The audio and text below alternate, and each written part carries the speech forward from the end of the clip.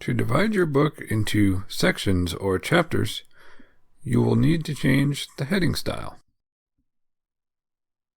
The simplest way is to make the heading or chapter text be on its own line in the manuscript. To do this, simply press the Enter key on the keyboard twice to create a blank line underneath it. This helps isolate your chapter or heading title on its own line. From there, select with the mouse by holding the left mouse button and dragging the cursor until all of the text that you wish to select is highlighted. Use the default paragraph style box on the top left and click the arrow just to the right of it to set a paragraph style.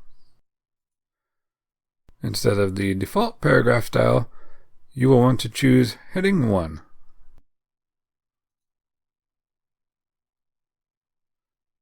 As you can see, this makes the text much larger and darker and is a good visual separator. Now it is clear that this is meant to be a chapter title or a section title. Simply do that for each part of your manuscript as you go along that you want to separate out into its own section or chapter. You can also find this feature by going to the Styles menu and choosing the Heading 1 option.